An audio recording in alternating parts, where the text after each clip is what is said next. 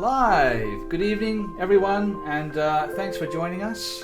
This is Crit and Miss, and you are watching Critical Conversations, the only live stream on Twitch that isn't quite as necessary as the title would suggest.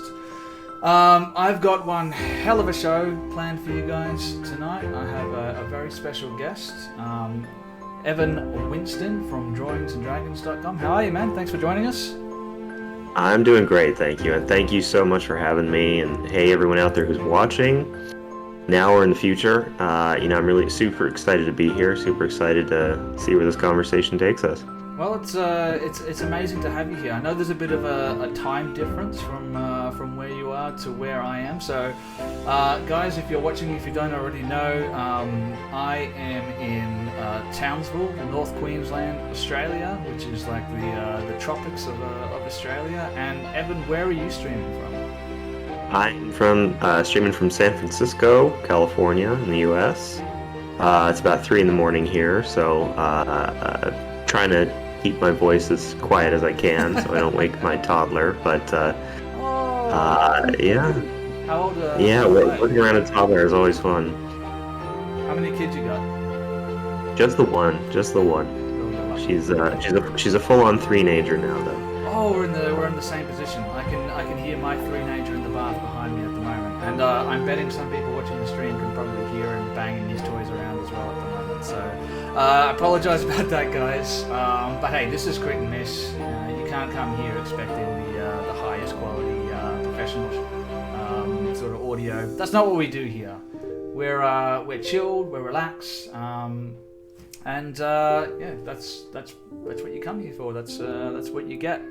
So for those who haven't seen a previous episode of Critical Conversations, you don't know what it is, you don't know what it's about, I would highly recommend going back, checking out our YouTube, watching the other episodes. But in a nutshell, it's really just about being able to sit down with some people in the Dungeons and Dragons and tabletop role-playing community, showcasing what they do, what their experiences are, and especially content creators in the community. And it's an excuse for me to sit down and meet awesome new people and have a chat, basically. So for those people who are watching who don't know about your work, Evan, what is it that you do? Yeah, that's a loaded question. I do a lot of things, but as far as Dungeons and Dragons goes specifically, I'm an artist, and as far as most things go specifically, I'm an artist. Maybe it's not that loaded. I came up as an illustrator animator and worked as a visual development artist for a while, and I discovered that Dungeons and Dragons was a very, very fitting community for me. It was a very welcoming community. It was a very open community. I've always followed the the art, the more thematic trappings of Dungeons and Dragons, the sword and sorcery kind of stuff. I've been all about that from the very, very beginning. But I kind of resisted it for a while, and so coming full circle back to the D&D community and finding clients and players and just a community of people that appreciate the work that I do and whose tables I get to improve with some custom artwork of their characters or their homebrew or their NPCs or creatures. It's always very, very rewarding to see that. These days I do a lot of art direction for small studios working on 5e content. But that's really the gist of it, Okay. Yeah, and I can relate to what you're saying. I was a bit the same. I was really into fantasy and sci-fi things when I was a bit younger, and then I guess you go through high school and maybe your priorities change a little bit. I don't know why, but they shifted a little bit, and maybe I shied a little bit away from what it was that actually made me happy and what I enjoyed, thinking that I would I could have a better image in society if I shied away from those things. But it wasn't until I got older and more sort of secure in myself, and look, to be quite frank, gave less of a shit about what other people thought about me, that I could really dive back into fantasy and sci-fi and all this kind of nerdy stuff. And it's been so different to what I expected, because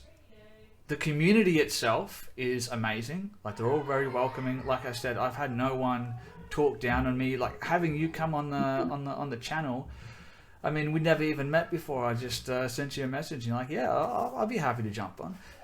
I mean, that doesn't happen in just about any other sort of field, you know what I mean? Everyone's so encouraging toward each other, everyone's trying to build each other up. But it's also, I found that I at first thought that admitting that I was playing Dungeons and Dragons and doing all this kind of nerdy stuff, like, people would be sort of averse to that. So I started telling people that I'm playing Dungeons and Dragons, but the reaction to that has been quite the opposite of what I thought it would be.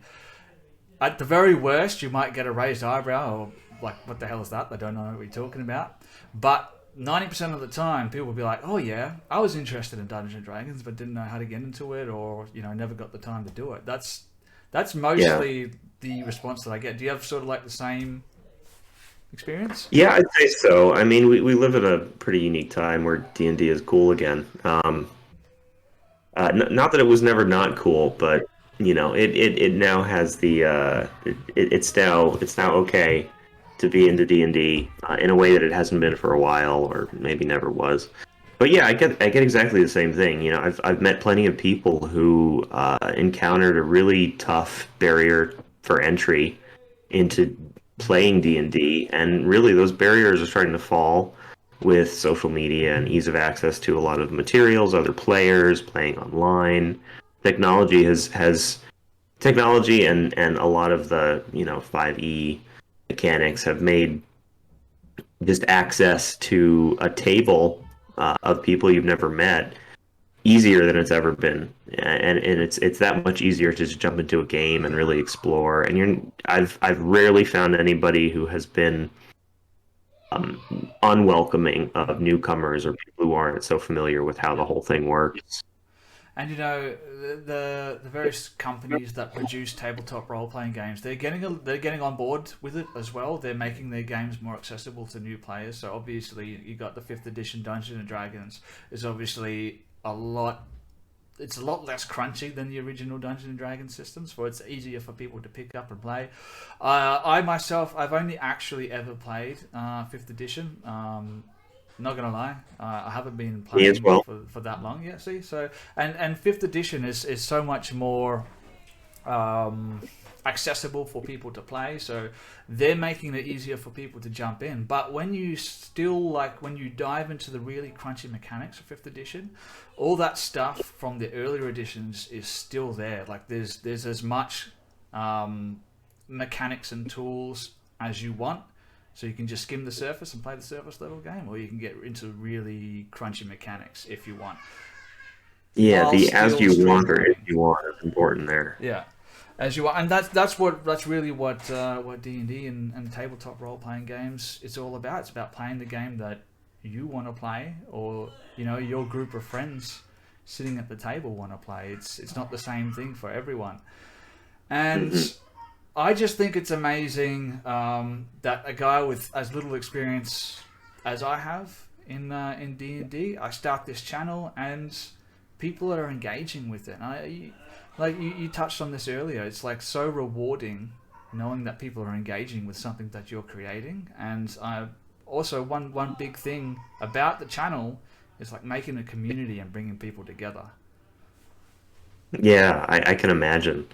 And I can appreciate that. It's very much the same for me. I do not play a lot. I don't have a lot of experience actually playing as an open player in a lot of tables. I've never DM'd. Although that sounds like it would be horrible fun. Yeah, not gonna lie, it is a lot of fun. It's a lot of work, but it's also extremely rewarding. You get those really tense moments when you get the players hanging on your every word. That's when you know you got them. That's what I do it for.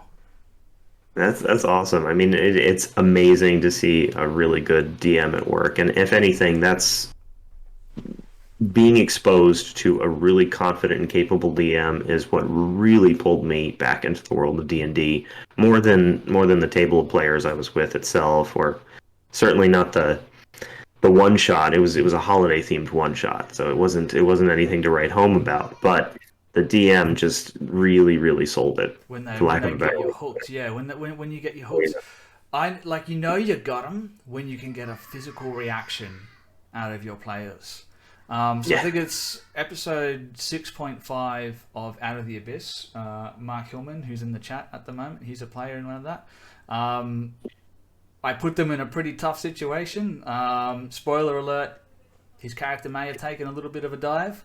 And one of the other players, Toby, like everything was on the line on his next dice roll, and he says to me, "My hands are shaking." I was like, "Yes, gotcha! I got you, you son of a bitch. My job's done." And that's Trauma. That's the key. I've done it now.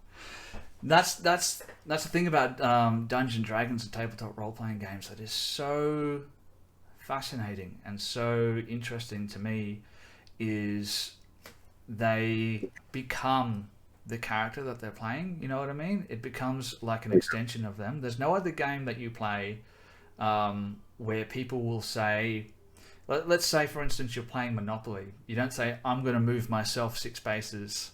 You know what I mean? Yeah. But in Dungeons and Dragons, you say, "I'm going to do this." When you get lost in the game, you don't even realize you're doing it. You say, "I'm going to do this." And it's sort of like you become that character. It's like an extension of yourself, and you actually have an emotional reaction to what's happening. You don't really get that too much in video games. Yeah, it's different. It's a totally different medium, and you know what? It is hard to draw that line, but the full emotional and physical buy-in you get from a good D&D table, you're absolutely right. There's nothing like it. So I would never describe my tables as being good tables, but I'd say they're average, maybe just above average every now and then, depending on what kind of mood I'm in. Right. I definitely have great players, though, I'm not going to lie. In fact, tomorrow night is the first time that I will be playing a system other than 5th edition. Ooh. Looking forward to that. Yeah, we have our Call of Cthulhu stream tomorrow night, which is...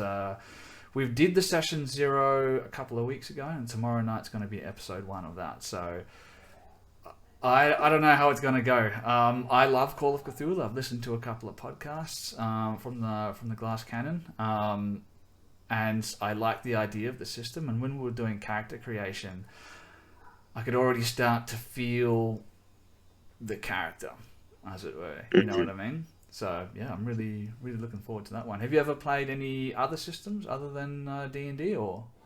Yeah, so I played a lot of Shadowrun back in the day, and I've played a bit of the Masquerade Vampire.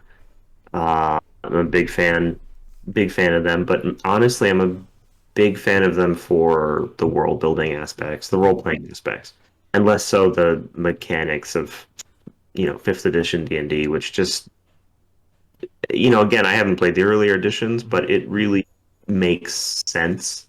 And every time I discover something new, it's just like, oh, of course, that's a brilliant way to do it. And I know there are detractors, there are people who are going to disagree with me, but it something about the way the system is constructed feels like it makes sense. It works, and it is welcoming to new players, and that's a big deal for me. Yeah. Well, you do touch on a good point. The thing with Dungeons and Dragons is you play the hero. You're sort of like a superhero, and you're going out and you're doing all these things. But when you're playing other systems, I haven't played Vampire the Masquerade, or I don't really know much about it. I know of it, but I don't really know much about the system or anything like that. But the thing that drew me about Call of Cthulhu is it's you're much more vulnerable as opposed to Dungeons and Dragons, and that vulnerability sort of makes you have to think ahead and think creatively and really be listening to what the keeper is saying. You know what I mean? You have to hang on every word. You need those details because otherwise you're just not going to survive. So that's what interested me about that. But I love Dungeons and Dragons just for that. You know, you're a badass. It's like a power fantasy. Yeah, it is, and there's a plus and minus to that, but yeah, I get that. I really do. I don't get to be a badass in real life anymore. So if I can sit here in my little man cave and pretend to be a badass with a group of grown people pretending to be wizards, I'm absolutely going to do that. Absolutely. Yeah. Tell me about it. So, in regards to your work in sort of like illustrations and animation and all that kind of stuff, how'd you sort of get started? What drew you into that? Oh, well, let me preface that by saying I've had a very weird career path. I like weird. Very weird. That's what we do here. We do weird. I've done a lot of stuff. I was a cook and eventually a pastry chef for a while. A number of years. I ended up being a foreign trade investment consultant for the government of Catalonia for a while. Huh. Just before the vote to secede. After which I was not that anymore. But in any case, yeah, I've done a lot of things, and now, well, let me back up a little bit. For about 8 years there, I was making my income primarily from being an artist, and this kind of came about after I had done a lot of government work, a lot of I had basically given up on being a pastry chef because it was too hard of a lifestyle with which to raise a family, and especially to make it in the San Francisco Bay Area. It is an expensive city. Yep. So I kind of put all that behind me, and I decided I didn't want to do the government related work anymore. Wait. Let me get this straight. I just want to clear something up. So, being the pastry chef was too stressful. So you thought, what should I do? Work for the government? Was that less stressful? It was actually, Wow. government works. It was not fun, but the benefits are good. Some of the stability is good. But I put all that behind me, and I started digging up my old art supplies, literally sketchbooks and pencils, and I just started getting back into it. I had drawn a lot as a child, and much like a lot of the things that actually interest me, I abandoned them for a big chunk of my life come high school when apparently I got too cool for school. Yeah. So I started getting back into it, and I just built a design and illustration business from the ground up. I trained as an animator, basically self-taught animator, illustrator, and I worked my way into getting work out of a lot of the animation studios, either here in the Bay Area or down in LA, anywhere I could, and not just animation. I was also doing some of the boring stuff like marketing collateral for tech companies, stuff like that. But a lot of fun stuff, a lot of children's books, animated features, visual development for animation, stuff like that. And it was a whole world that I basically didn't even know existed. It was like someone said to me, all the fun sketches and doodles you were into and as a kid, you can make money doing that. It just never occurred to me that it was a viable career path. So I developed that, and I did that for, as I said, about 8 years. And then my then girlfriend eventually got married. We got married. Now we have a 3-year-old, as I said. And just before my 3-year-old was born, I basically realized that as much as I love what I do, we need some additional stability and some additional benefits. So now I actually have a day job as a senior software engineer for LinkedIn, and that's what I've done for about 3 years. Coincides perfectly with the birth of my daughter, fortunately.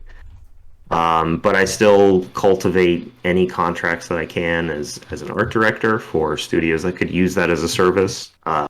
As an artist, in terms of personal commissions for people who are interested in my work. And I work on personal projects as much as I can. No, that's Does that answer your question? I don't even remember what the question was no, anymore. that pretty much that nails it, spot on. That is one hell of a career path. It's quite a roller coaster ride. So, um, pastry chef, investment officer, artist and illustrator, software engineer. Look, Yeah. I kind of feel like I'm underqualified at the moment, because I mean, what do I do? I'm a fitter. Um, I don't like I work for Toyota at the moment as a pre-delivery fitter. That's what I do. I don't really have any qualifications really. Oh, I do. I'm a security guard as well, but obviously that's doesn't really count for anything because just about anyone can be a security guard here. There's no such thing as underqualified. I mean, it's really just a question of who's gatekeeping you out of what you want to do or where you want to be. Yeah, and like on Twitch, it's really about personality. And if nothing else, then I at least have some personality to showcase to the world. Whether or not it's something that should be showcased, I'll leave that up to the historians to decide. On Twitch is for. Yeah, that's it. That's exactly it. Hey, let's face it. I'm not the most questionable channel on Twitch, not by far. So I've always got that. But yeah, that's one hell of a career path, and it's just I'm so jealous of people like yourself who get to do something that they really love doing, and they feel really passionate about, and they can do that for a living. I'm really hoping that with support of people such as yourself, that maybe I can get there one day. Maybe I could be sitting here broadcasting live on Twitch for 6 hours a day or something like that. Maybe not. I feel like I would lose my voice after the first couple of hours. I already struggle with just 4 hours of streaming D&D. No, I hope so too. I will say that when, I found a good balance where I have a job that supports the lifestyle I want for my family, and I get to continue doing what I love, at least to some degree. I will say that if you get to a point where you are doing what you love and depending on it to live and all of that jazz, it does become a horse of a different color. Yes. I have clear memories of, sitting down on the couch to watch a movie, and I'm like, this movie's 2.5 hours. How much money could I have made in that time if I weren't watching this movie? So there's definitely a danger to being that self-employed, driven creative or content creator, but if you find that groove, then more power to you. Yeah, I feel you. I'm not earning a dime off what I'm doing at the moment. It's actually costing me money to do this, but I enjoy doing it, so I keep doing it. But I'm already in that sort of mindset. It can be a little bit dangerous where sometimes I have to just force myself to be like, no, don't work on the channel right now, because I can always think of ways that I can improve the channel, and I'm doing it constantly. If you look at all the previous streams that I've put up on YouTube, you'll see every single one, the presentation is different because I've been constantly updating it. I feel like I'm beginning to settle on a look that I'm kind of enjoying, but who knows where I'll be next week. I'll be 1 o'clock in the morning, sitting here with bloodshot eyes, tapping away at the computer, updating the general look. But that's just the kind of person I am. When I do something, I can't seem to do it just a little bit. I have to do all of it. I have to dive in. And I feel like there's a lot of people in the D&D community that sort of have that same characteristic, same trait, where they can't just do D&D a little bit. They have to do all of D&D. They have to broadcast themselves with podcasts and Twitch streams, and they have to have every book, and they have to have played every class and character. It's like this addictive thing, and I think Modbrew in the chat can probably weigh in on this as well. It's bitten him really bad, where there's been a couple of times where he's like, I got to take a step back and focus on my job a little bit. And I'm the same way. Even when I'm at work all day today, not going to lie, I had an earpiece in, and I was listening to tabletop role-playing game podcasts all day.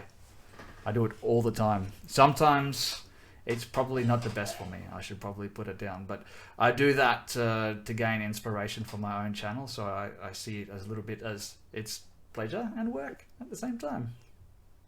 I hear you, and I get it. You know, with a lot of with a number of clients that I have, you know, if I work for their studio as an art director, it does mean being very involved with a lot of their stuff, a lot of their creative direction, and usually it just means artists and the art that they're producing. But anytime I'll see something that I have an iota of opinion or input to offer on, I really need to catch myself and prevent myself from getting super involved in something outside my purview, because I just I just want to get in there.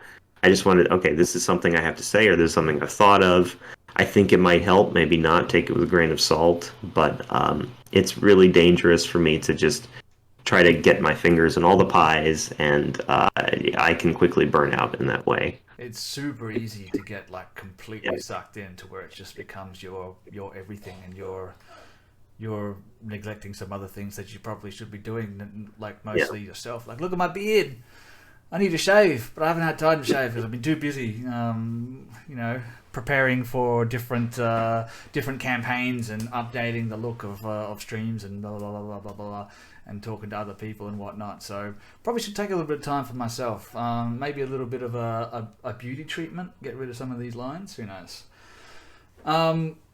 In regards to sort of like what companies and projects that you worked on, is there anything that you can share? Like, where can people sort of find your work, or what have you worked on that you think people would be or should know about?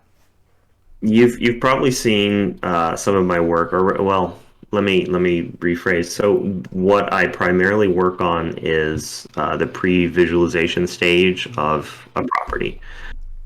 So you're not likely to see a character that I animated. Yep.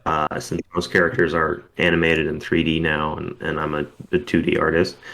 But what you are likely to see is a character whose, you know, body locomotion and expression I designed and sort of felt out and explored, or a character whose body proportions and just whole visual look I designed.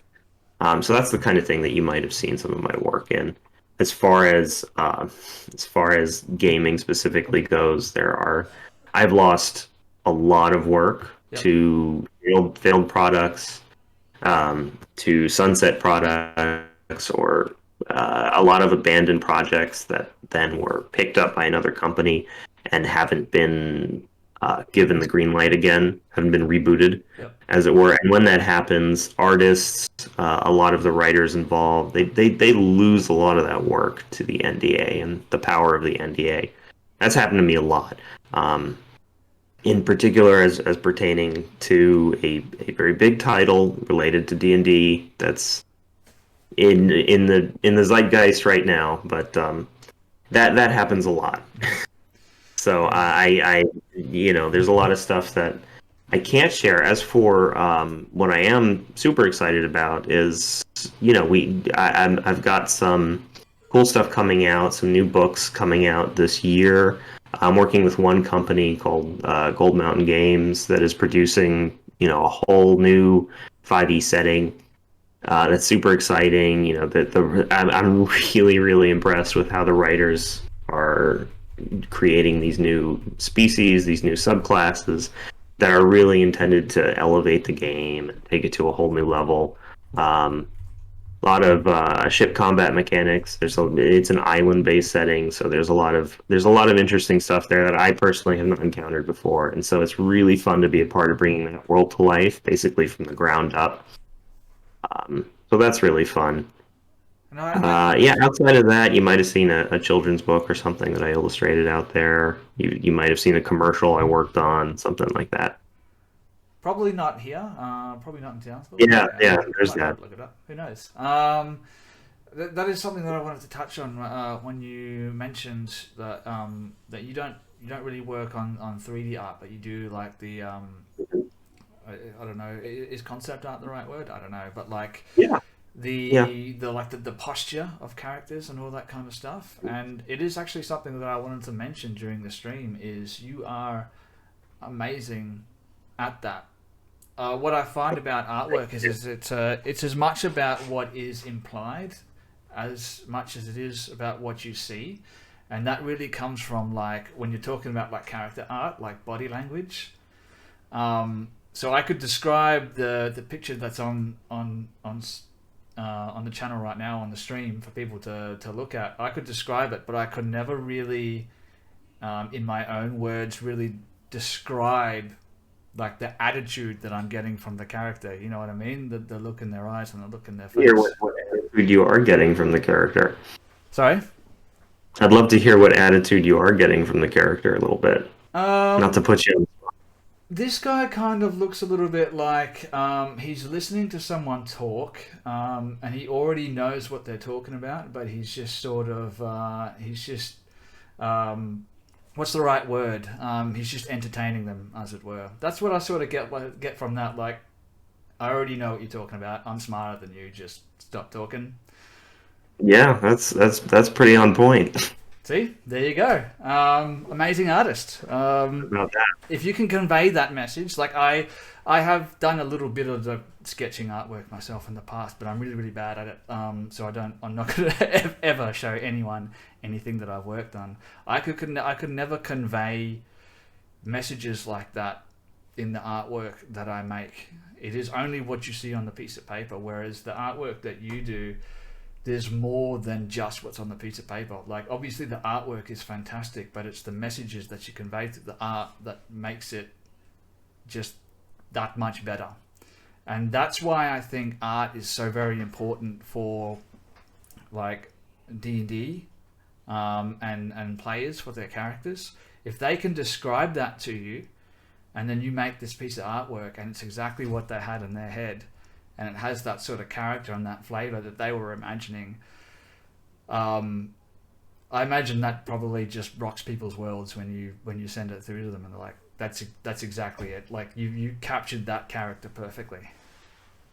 Well, first of all, thank you so much for the kind words. It really means a lot to me.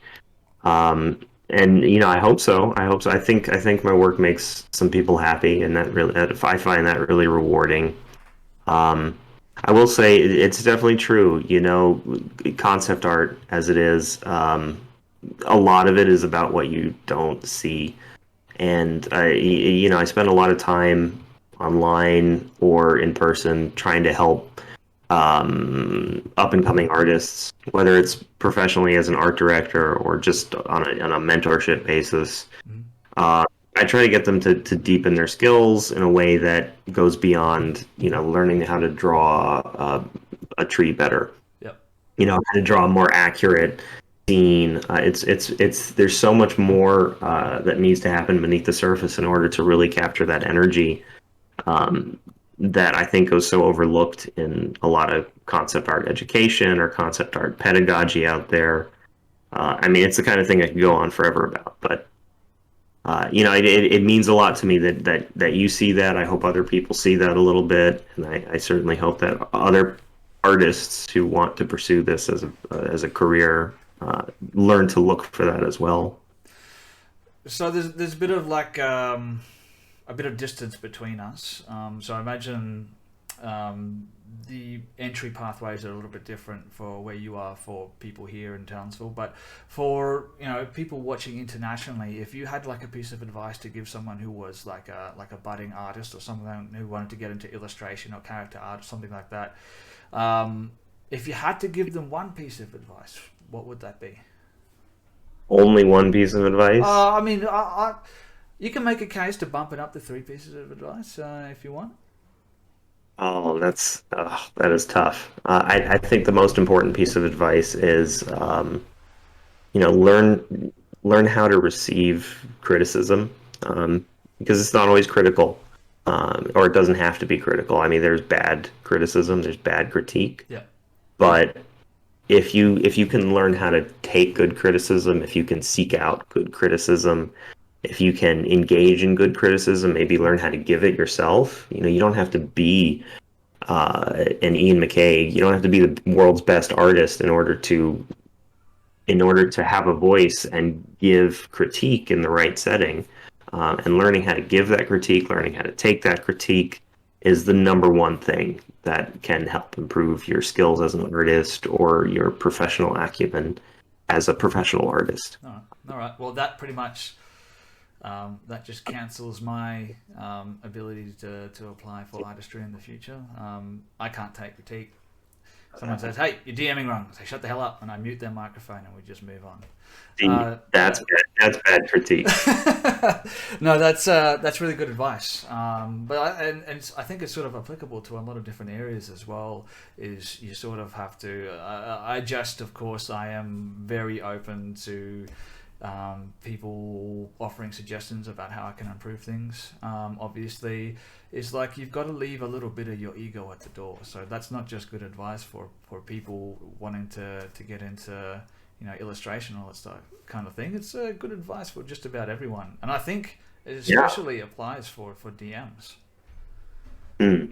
I bet it does. DMs, writers, artists, and it doesn't matter what level you're at either. I mean, you never reach a point where you're like, all right, I've done it. I'm where I want to be. Yes. No, everyone always has blind spots. There's always more to learn, and the imposter syndrome never goes away ever. Yeah, I'm not gonna lie. I'm always watching other people's streams. I'm always looking at the content that other people are producing, and I'm reading things. I'm looking things, because I know full well that I'm not the best at everything. So I look for inspiration where I can find it, and I always encourage my players to be open with their critique. Don't just say to me, "Yeah, it was a great session. Yeah, I really enjoyed it." Be like, "Yeah, it was a great session, but I didn't like this particular thing. This was not so great. Maybe you could do it differently this time, like this." And I might take that on board, or I might not take that on board. But either way, I'm not going to be upset about it. I'm going to be more upset if I don't learn. You know what I mean? Yeah. Yeah. So I think that's a very important point. Anything else that illustrators should know, or? Yeah, I mean, don't neglect the fundamentals. Yep. There's a trend in it's become a lot easier to jump right into the concept art world because of social media and how easy it is to get your work out there. Yep. And what's happening is a lot of younger artists are just kind of jumping straight into the kind of art that they love. So they'll jump straight into manga art, for instance, or they'll jump straight into comic art. And that's fantastic. And you know what? If it makes you happy and it's what you want to do and where you want to be, you do you. But in terms of developing as an artist and developing as a professional, there are some things to consider. And those things, I really don't neglect the fundamentals, because that manga character design, that manga art that you're super in love with, it isn't just like a simplification of the real world. It's not just a simplified drawing style. It's a super designed, super tight, very decision-based, stylistic choices of solving visual problems. Yep. That has culminated in the thing you see before you and respond so well to. And so trying to like emulate that without the fundamentals underlying all of that is like making a copy of a copy of a copy. You know what I mean? Yes, you don't really understand the decisions that were made to get to that point in the first place. Yeah, Exactly. I get that. Yeah, and it's again, like, it's applicable to all the things. Don't you got to do the hard work. You got to do the hard yards. You can't just jump in the ring with Mike Tyson. You know what I mean? Yeah, you've got to spend a few years knocking some pads around before you get in there. Otherwise, it's gonna hurt. Yeah, 10,000 bad drawings for every good one. Yeah, I heard someone say. I did 20,000 bad drawings, and I was like, nope, not for me. But I feel like as far as like art is concerned, I'm better at taking things and arranging them in ways that I find visually pleasing, as opposed to, well, I guess I'm just not really that creative. Let's let's be honest. But maybe I'm a little bit more creative with my wordplay as opposed to like visually. So I guess that's something that I could be proud of, I suppose. All Right? creativity, man. You're a successful DM who creates a content creation stream within or focused on a shared world of fictional narrative development. I mean, you create these stories every time you host a table. That's a huge creative pressure and burden, and a huge job that I don't envy. I mean, I kind of do, because it seems like horrible fun, as I said, but I couldn't do that. I could not manage a table in the way that you do. Yeah, there's a lot to it behind the scenes, but like I said, it's something that I really enjoy, and I really like. What's better than being able to sit down with a group of friends and pretending to slay a dragon? I'll tell you what, nothing is better than that at all. So it's just about 9 o'clock here. I'll tell you what we'll do. We'll go for a quick couple minutes break, and we'll come back and we'll continue the conversations. We'll talk about a couple of other things. People watching live, if you could please stick with us, I'd really appreciate it. For those people watching on YouTube or listening on Spotify, this break will be much shorter for you, and it's pretty much not going to be any break. But before we go, there is one thing that I wanted to talk about, and I'll brush up again on this before the end of the stream, and that is that right there. So, good friend of mine, Royce from the Dungeon Ruse. You might know them from the Dungeon Ruse podcast, which you can find on Spotify and iTunes and everywhere else where you find podcasts. They currently have a Wild Beyond the Witchlight campaign.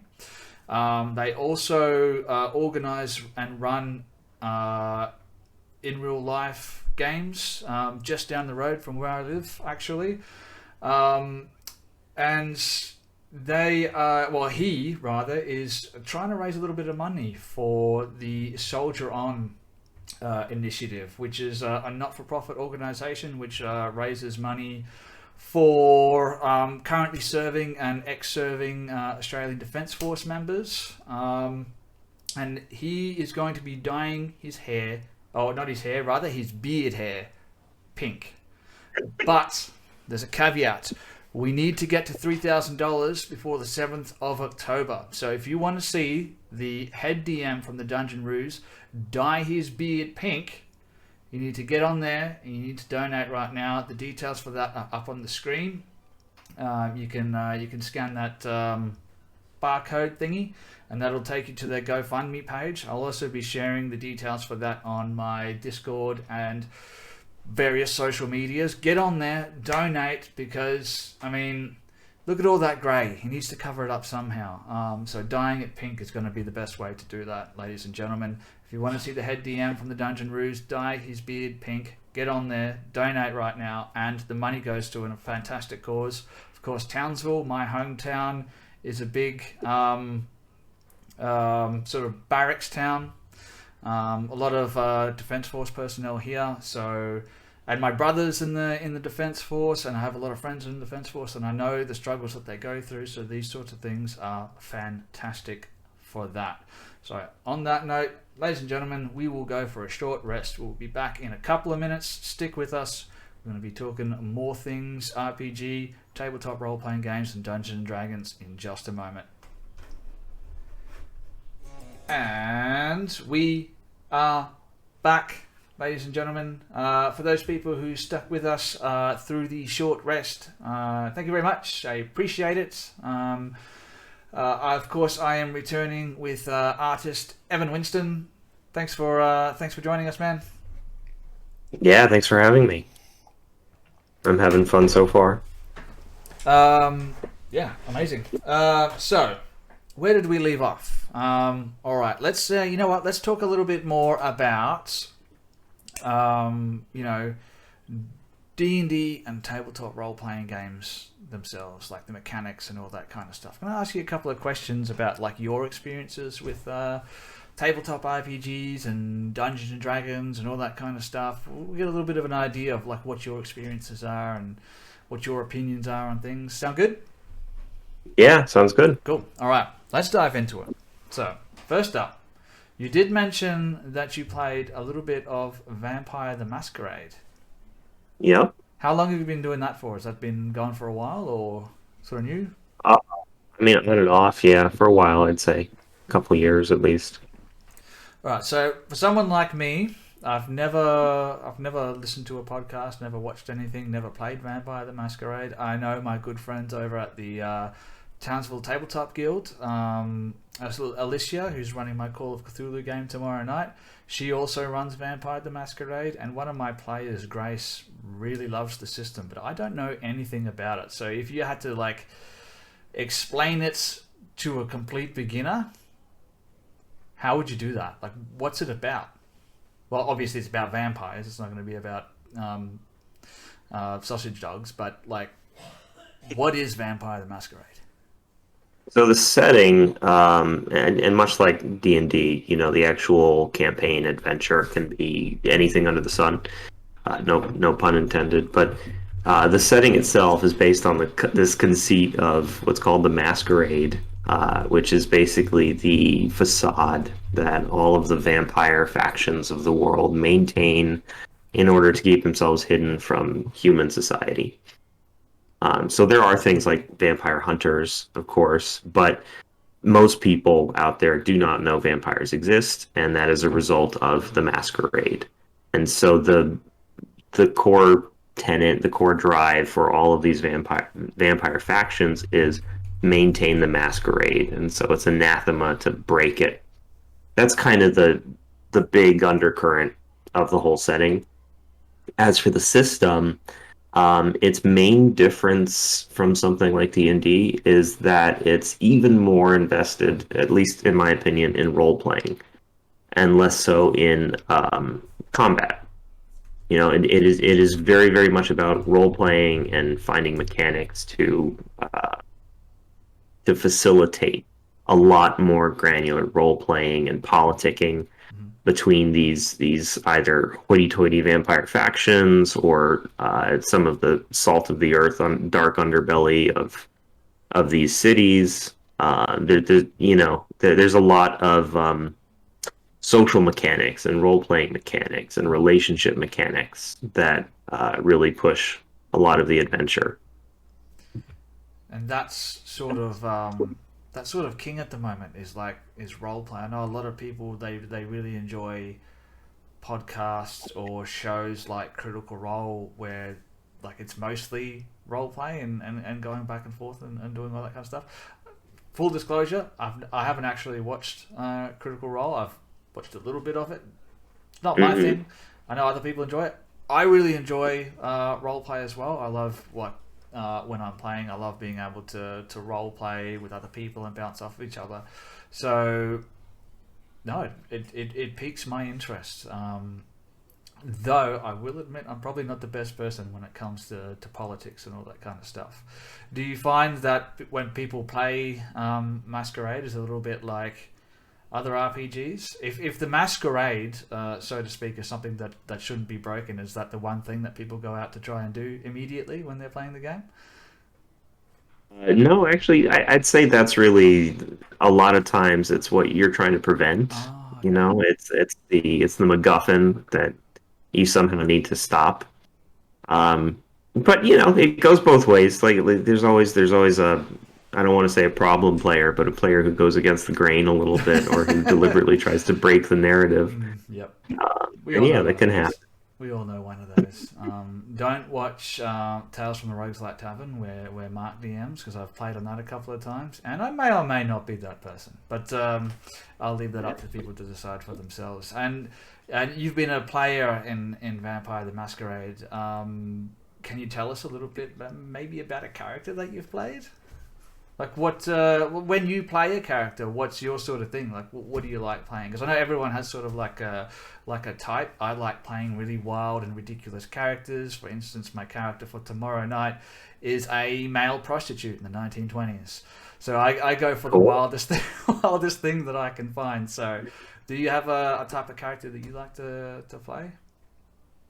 Yeah, for sure. I mean, when it comes to vampire, I think my two favorite with vampire, it really falls down into like what faction you belong to rather than what class or subclass you choose to pursue. I mean, there are obviously more layers of mechanics than that, but for me, I get drawn to either the Gangrel or the Malkavian, and so Gangrel is this faction that is much closer to animals in a way. Their bloodline is very like wolf heavy or bat heavy, and so they're loners. They often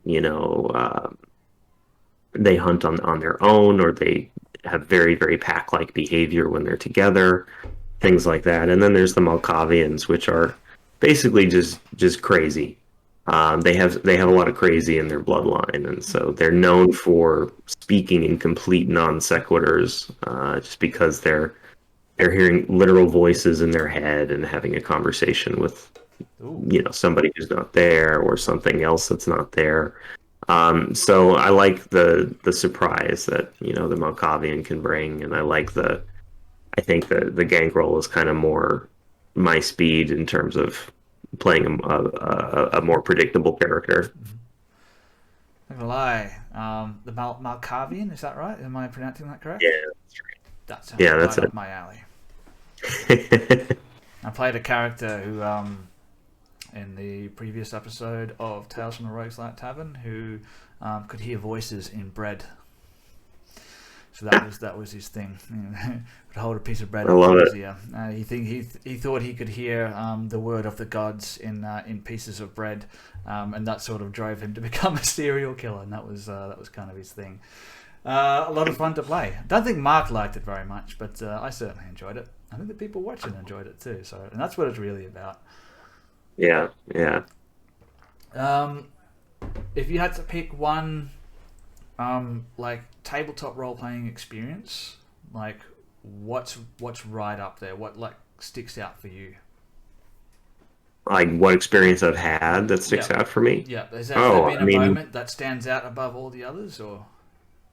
yeah. I mean, honestly, it would probably come back to that very first one, which happened again way too late in my life, but that very, very first holiday themed one shot that was actually sponsored by my workplace at the time, and Oh it was wow. just me. And yeah, it was a very small like holiday party, and they paid for a professional DM to come in, and it was me and I think it was four or five coworkers, and it was just like a light went on in my head, or something snapped in there, and it was like, oh, this is what it's all about. This is the magic that can happen.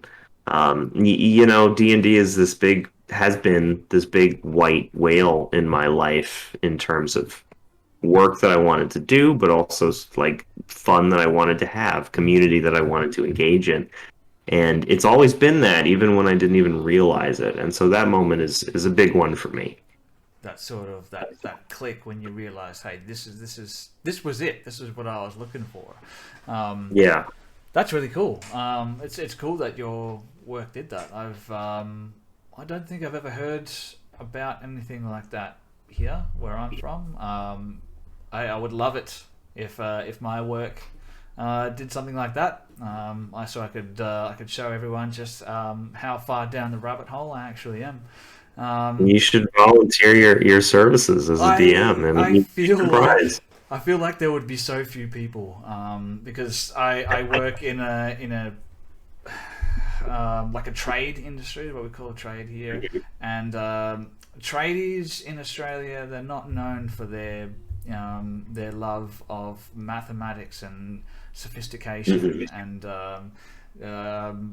you know, communication and stuff like that. But hey, could be interesting. I'd definitely be willing to give it a go. I have no qualms about showcasing myself to people.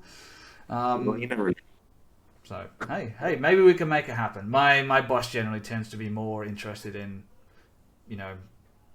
gym stuff, but yeah, who knows? Yeah. Maybe sometime in the future, if he realizes that what is it? Stranger Things made D&D popular again. Well, it was always popular, but it's brought it a little bit more into the public conscience. And what about like recommendations in regards to other sort of media, books, movies, games, TV shows? Is there anything that you've seen that you feel other people should watch as well, or? Ooh, that's a long list. So I mean, for my part, I'm super into certain forms of animation. That's just my thing. So that's definitely something that informs me a lot. Outside of that, I read a lot of sci-fi. I don't play so many video games anymore, but I try to where I can. I feel you. Yeah. But yeah, with TV, there's just so much nowadays that it's really hard to keep up. We are really 'Cause living in a golden age of TV shows at the moment, as far as I'm concerned. There was a long time there when I really didn't really watch anything on TV. Like the shows that I would watch are few and far between. Yeah. I feel like the emergence of like Game of Thrones, for instance, has sort of turns Yeah. what you expect from a TV show on its head, and now we get some really cool stuff that I'm into it. In fact, I think I feel like we're in a renaissance for nerds such as myself, because we have so much stuff to choose from. We're really spoiled for choice. And a new D&D movie coming out finally. You looking forward to that, or have you watched the trailer? What do you reckon? I've watched the trailer. I think it's fine. I'm sure it's going to be fun. I'm Yeah. sure it's going to be enjoyable. I'm sure there's reason to look forward to it. I'm not pinning all of my hopes for the future of the franchise on it. So I guess cautiously optimistic is a good way to phrase how I feel about it. I feel you. I feel worst case scenario, it's a bit of fun, and forgettable fun, really. But I'm not gonna like cancel it out or anything like that. There are some things that make me nervous when I watch it, particularly. And tell me if you feel the same way. But I feel like they're trying to cram maybe one too many iconic D&D things into one movie, that it could become a little bit of a mess. Because just off the top of my head, from what I saw in the trailer, what do you got? You got the Spacer Beasts. You've got multiple types of dragons. You've got a gelatinous cube. What am I missing? A mimic. Obviously, a paladin, barbarian, bard. There's so many iconic things that I feel like they're maybe trying to jam too much into one movie. I fully agree with that. It is also hard to determine how indicative of the actual film that trailer is. Yes. Trailers are also a heavily produced thing, so who knows how it's going to feel. Yeah, trailers I are totally very, very, very difficult these days. You have to really take them with a grain of salt, because sometimes you watch a trailer and you're like, oh, that's going to be garbage. And then you watch it and I'm like, wow, they really undersold it. I found myself avoiding trailers a little bit more these days than I used to. Back when I was younger, I was like, I'd eat it up. I remember when Lord of the Rings was coming out, I would wait for 7 to 8 hours to download the trailer, so I could watch like 60 seconds of footage from a Lord of the Rings movie, because back then, the internet wasn't quite what it is these days. Yeah. So I would literally spend all night watching a little bar. You had the little loading bar, which would slowly fill up, and once it got like a certain amount, I would watch that amount till it finished, and I'd be okay, now I have to wait. And then once it got a little bit further, I would bring it back and watch the whole thing again, and I'd sit there all night until I could watch the whole thing. It was ridiculous. Yeah. But these days I feel like sometimes they maybe show a little bit too much. They showcase a bit too much in the trailers. Yeah. And I don't know if that's because they're actually showing more in the trailers, or if it's just because I am getting older and am able to. Oh, I've gone to all the pictures. Am able to sort of pick up on more information or not. I don't know which one it is. Yeah, I mean, I think it's a fair bit of both. Definitely with the growth of things like Netflix and services like that, I think the amount of just spoiler tangential content that makes it into these trailers has gotten ridiculous. And I'm starting It's to also a weird appreciate. expectation of, I start to appreciate the feeling of watching something without having seen a trailer or knowing something about it beforehand. Like I used to I'd want all that information beforehand. Now, I don't know if you've watched the new Predator movie, Prey. I just the other night. I hadn't even thought about it.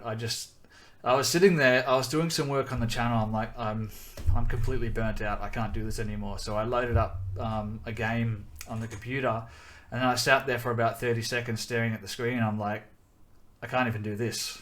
Like my brain's not working. So then I sat down in front of the TV, which is something that I never do because I'm always working on the channel. And I turned on the TV and I turned on the whatever it was, and it came out, and I was like, oh, look at that. I remember hearing something about that, and I put it on, and I really enjoyed it. And I think I enjoyed it more because I knew nothing about it. Yeah, I agree. It came out of nowhere for me. I was like, oh, there's a new Predator movie? I feel almost like I it was sent out to die, but it didn't. No, it was a huge surprise. I was very happy with it. Well, I'm glad we agree on that as well. That's amazing. I know it's a little bit of a controversial topic at the moment. Some people are not so happy with it, but you know what? We'll let them be them. I enjoyed it, and that's all that matters for me. Yeah. In terms of like tabletop RPGs, like we touched on this earlier. There's like this whole new world that's sort of emerging at the moment with like online gaming. It's sort of broadened the horizons for like way more people. Now if you're living in like a sort of remote area, you can still find people to play with because the internet sort of gives you that access to other players. But there's still something to be said for like sitting down at a table with physical dice, physical minis. That one right there from Froth Minis, by the way. Check out Froth Minis; they're amazing. There's something to be said for that. So, what do you prefer? Do you prefer to sit down and play games online? Like, if you get the chance to play games, I know you're extremely busy, or would you prefer to sit down at a table with people and play with like the tactile sort of maps and stuff like that? I think all else being equal, I'd prefer to sit at a table. Yep. But that's just it just doesn't happen anymore for me. Yeah. No, it just doesn't happen. And I think that I crossed the line somewhere after which something in me just decided, yeah, this is not going to be possible anymore. Yeah, I feel you, and it's like there's a lot to it. When I first started playing a few years ago with Luke Archard from Big Game Small Pieces, he was my first DM. He's now DMing White Plume Mountain on the channel. We ran the first episode of that on Monday. Sorry, I keep plugging my streams here, but it's just it's something that I do. You should check that one out as well. It's a lot of fun. He was my original DM, and I would every what was it? I think it was Thursday. Every Thursday, it was at his place at like 6:45. So I would finish work at like 4:30, and I'd get home at like 5:30, and I have to get changed and all that kind of stuff, and like pack my bag with all my dice and like books and minis and all that kind of stuff, and like beeline it down to his place, which is all the way on the other side of Townsville, which I imagine for you guys probably isn't very far distance, but for me it is. And unpack and then sit down, and then you got your character sheets. You got to set that all up, and I much prefer playing in person, same as you, but there's something to be said to just sit down with D&D Beyond and above VTT, and just like it's so much easier. And it's cool too because like if the players are like, oh, I want them to go do this, but they decide, no, I want to go over there. If you're playing in real life, you've sort of got to have grid paper and draw out a map and do all this kind of stuff. But with the virtual tabletop, I can just go online, quickly find a map and go boop, boop, there you are. It's available for them to play. So there is something to be said for that. But yeah, I agree. I much prefer to sit down in person. Yeah, well, it makes whispers a lot easier too. Yeah, whispers, and there's like body language that you miss out on when you're playing online. That's really the thing that I miss, because obviously so much of communication is body language, and you don't really get that through the camera so much. I do try to be as expressive as I can, and that's why I always use camera so people can see me, and I encourage other people to do the same thing. But you can't convey the message quite as well. Yeah. It would be cool, and it is something that we've explored in the past, potentially, like sitting down like in a real life game and sort of recording that for the show. But just the amount of work that goes into setting that up, I don't know if I can make it happen. Yeah, there's a lot more overhead with something like that. Yeah, there is. There's a lot of work. Maybe it's something that I can do in the future, but for the time being, it's we're going to be sticking with the way that we do it. Works.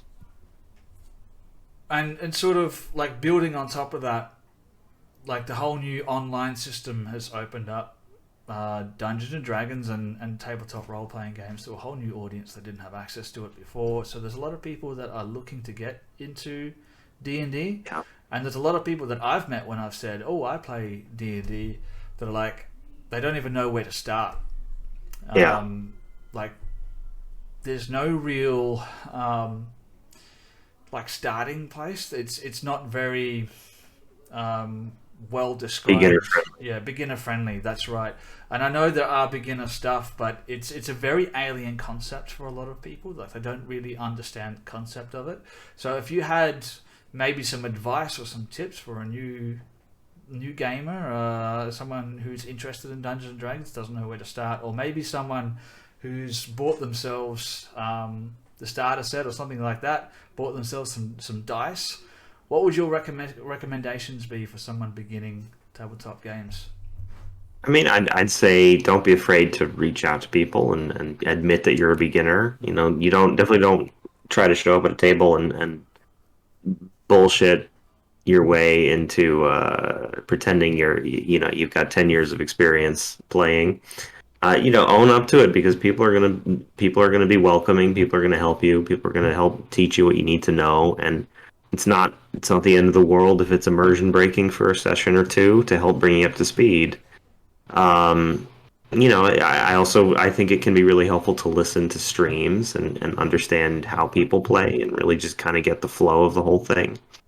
That's what definitely helped me in the early days.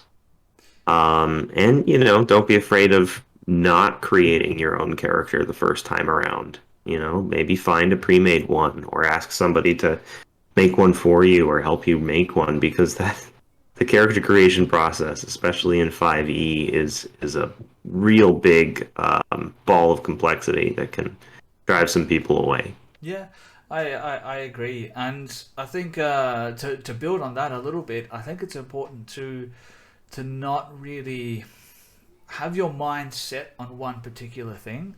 I feel like that was a little bit maybe my mistake when I was first playing games, and Luke can probably tell you about that. I wasn't really sure what I wanted from my character, because I thought I had to know beforehand, and I didn't really know what to do with them.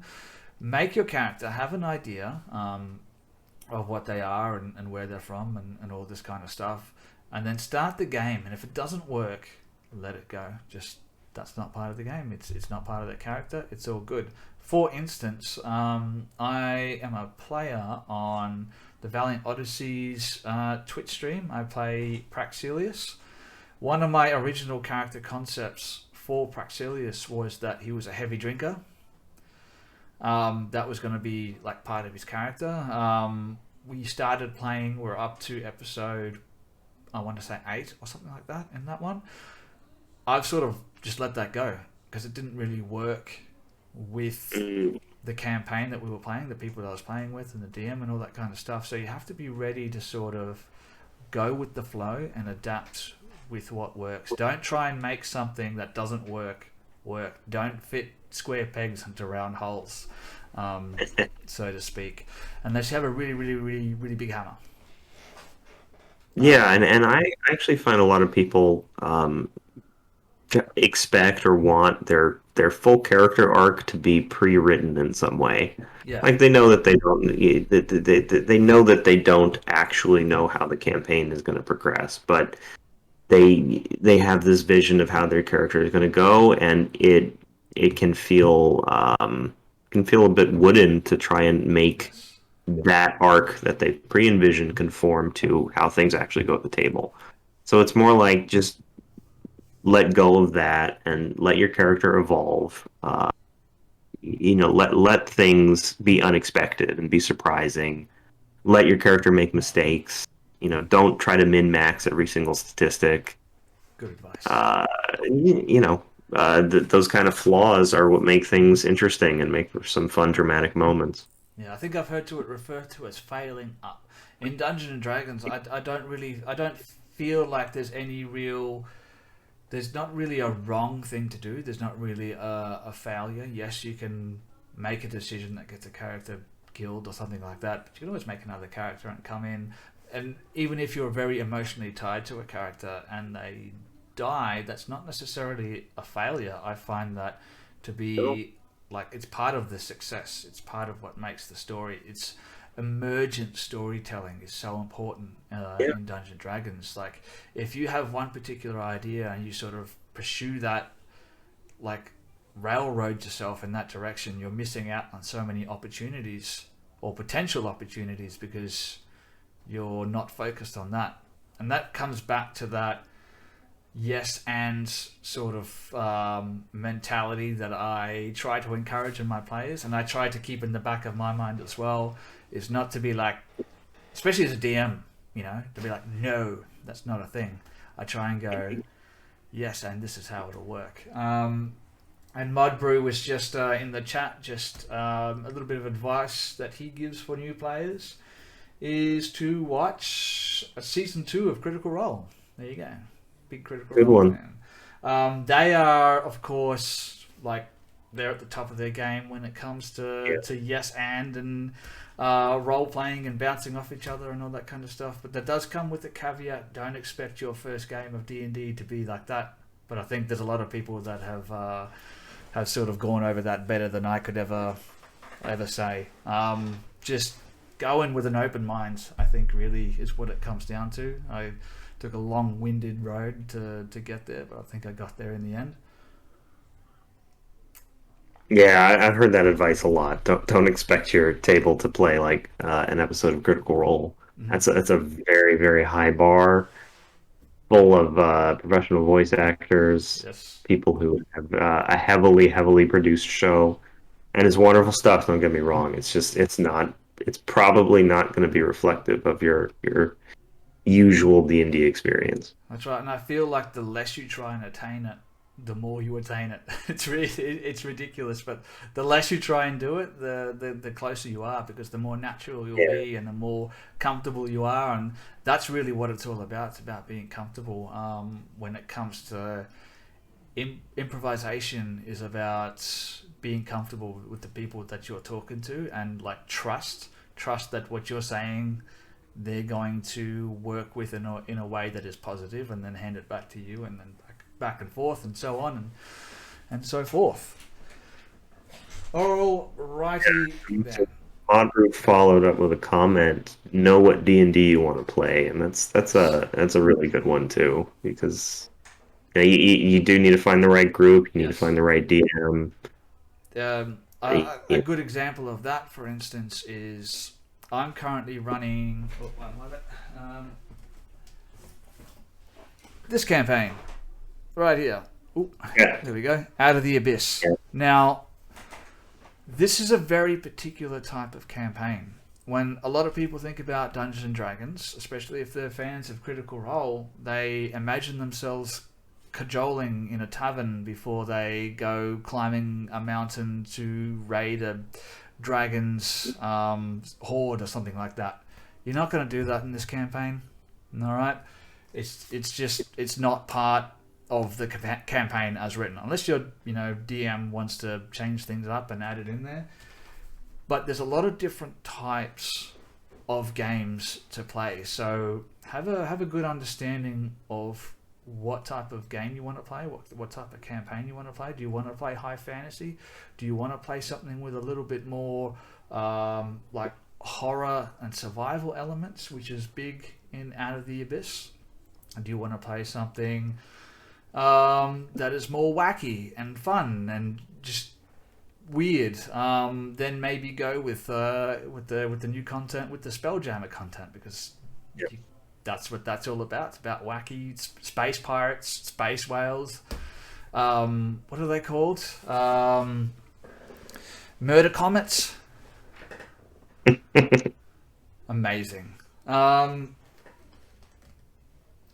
Thank you for joining us, All Things Fantasy. I appreciate it, man.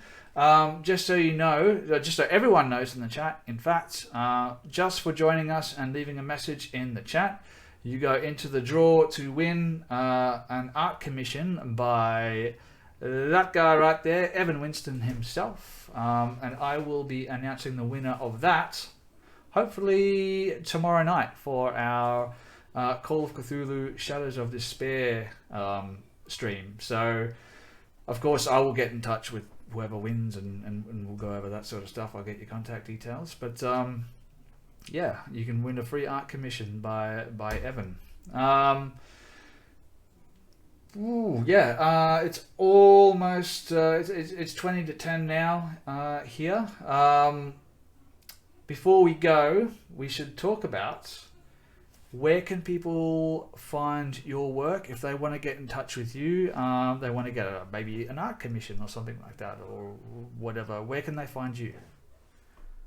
So, I mean, I have a trade name that I've used called Irrelevant Evan. So anything Irrelevant Evan on social media is going to be me.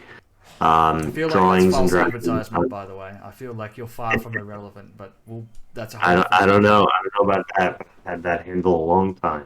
Drawingsandragons.com, which you'll see at the top of the screen page, the stream page, is my commission site. So where you can find a lot of artwork that is very much focused on TTRPG commissions. Yep. You'll also find some DM partnership work, things like that.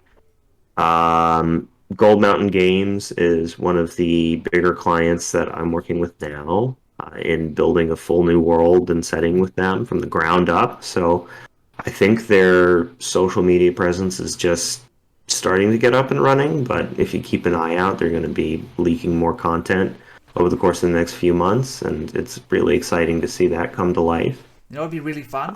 It'd be really fun if I could have a chat with the guys from Gold Mountain Games as well. Maybe we could drop some juicy bits of content here on the channel.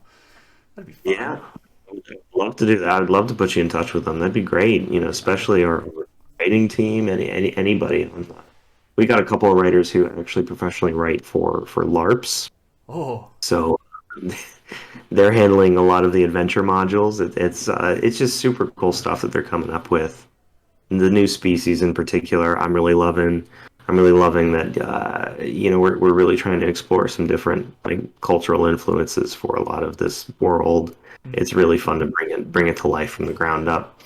So yeah, those are the big ones now. If anybody's interested in more product design, software design kind of stuff, you can also find me at irrelevant-evan.com, but don't go there. It's boring. Oh, now I kind of want to go there. I want to do a stream where I just go there and look at everything. We'll just dive in real deep. We'll just see what we can find. No, it's all good. Amazing. So, guys, make sure you check out drawingsandragons.com. You can find all of Evan Winston's contact details there if you want to get some character art done up. if you missed the stream, you still want to go on the draw over the next 24 hours, make sure you jump on our Discord, go to the drawingsandragons.com text channel, just leave a message in there and you'll go into the draw. You don't have to do anything specific, just chuck a message in there and you'll go into the draw. And then join us for tomorrow night's stream of Call of Cthulhu, where I'll be announcing the winner. There is another thing that I wanted to announce as well for those people in the chat. Mud, this is for you. All Things Fantasy, this is for you. We've been working on a little bit of something in the background. So we use special cards for our live streams that people can buy with the crit coin, and then the players can redeem them during games. So things like advantage, guidance, health potions, all that kind of stuff. And one of them is the wild magic cards. Now, the way the wild magic cards are supposed to work is the DM can, when someone casts a spell, draw one of those cards and play it. We roll on the wild magic surge table. It has been a little bit underwhelming so far. So I was like, how can I add a little bit more spice to the wild magic surge table? Well, I know, I'll just crumple it up, throw it in the bin, and we'll come up with a whole new one. So I am currently in the works for making new wild magic cards. Now, for those people who are already members of the Critverse, everyone who has appeared in a previous stream, I am going to get you to make one of these cards. And then later on, I'm going to be releasing those to the wider audience as well, for other people to write out these cards. And then when we play the Wild Magic Surge cards, I'm going to be drawing one of those cards out of the list. I'm going to be reading it out. So your name, what the effect of that Wild Magic Surge is going to be, and all that kind of stuff. So if you want to get involved with that, just make sure you stick with us. When I have a little bit more information, I'll be dropping that. So I think that's going to be... it's going to be wild. I may be shooting myself in the foot here a little bit, because I feel like people are really going to take advantage of that. But, you know, hopefully I'll have a little bit of time to proofread them. Other than that, I spoke about it just before we went on a break, but we should cover it again. Royce from the Dungeon Ruse is doing a little bit of a fundraiser for Soldier On, which is a non-profit organisation here in Australia that provides assistance to serving and ex-serving Australian Defence Force members. And if we reach the goal, which is $3,000 by the 7th of October, he is going to dye that glorious beard pink. So if you want to see the head DM from the Dungeon Ruse podcast dye his beard pink, make sure you jump on there right now. You can find all of their details on their social medias, as well as on Spotify and iTunes and all that kind of stuff. Donate some money to that, and I will be throwing up pictures on our Discord, and I'll be throwing up pictures on our Facebook and everything. So it's definitely worthwhile, and it's also a great cause, because I have family members in the ADF. I have a lot of friends in the ADF, so it would be amazing if you were to donate a little bit of money to that. Have I missed anything? No, I think I've covered everything. Is there anything else that you wanted to share with the Critverse before we call it a night, Evan? No, I think I've covered everything as well. I will say that, if anyone has a homebrew creature, monster encounter that they're super fond of and want to see professionally worked up and maybe included in the book, I think GMG, Gold Mountain Games, is holding a submission pipeline right now where you can, submit any idea you'd like and potentially get it professionally statted, painted, written up, and, with your permission, included in the final settings book. But either way, it's a fun contest, a fun way to get some free material and see some of your ideas come to life. So if anyone wants to participate in that, you can just check out Gold Mountain Games, and you'll find the details there. Let me just have a quick look so I can chuck that in the chat. Gold Mountain Games. Yeah, see what a professional I am? I'm so professional, I had this pre-planned. Oh no, that's Here, I'll link you the Facebook page Oh, for yes. games. Do that, because I think there's a lot of people on the Discord and in the Critverse who would love to make a few submissions to that, myself included. Maybe I can come up with something fun. I do have a little bit of a weird,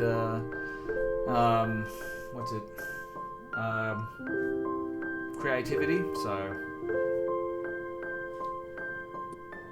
Alright. Yeah, that's it for me though. You know, I just want to say again, thank you so much for having me on here, and everybody else, you now know where to find me if you ever want to either just talk about art or get some art made or anything of the above, any of the above. You know, I love working on this stuff. It's really a dream of mine to be able to make people's characters or ideas come to life, and D&D is very, very near and dear to my heart in that way. Amazing. And yeah, check out drawingsanddragons.com for the phenomenal artwork by Evan Winston. And hey, who knows? Maybe you'll see Evan again in a future stream. Maybe an episode of Critical Conversations. Maybe he goes absolutely crazy and agrees to join us on one of our gaming streams as well. Who knows? I'm starting to look at bringing people from all over the world. So having someone from California, yeah, so having someone from California would be you would be the first in one of my games as a player. That would be pretty cool. So at that, guys, it is almost 10 o'clock here. Make sure you join us again tomorrow night for Call of Cthulhu. But other than that, we love you all. Thank you for joining us. If you're watching on YouTube or listening on Spotify, make sure you check out our Twitch channel. That is twitch.tv/crit_n_miss. Find all our details over there. Have a great night or morning, everybody, and we'll see you all next time. Thanks all. Goodbye.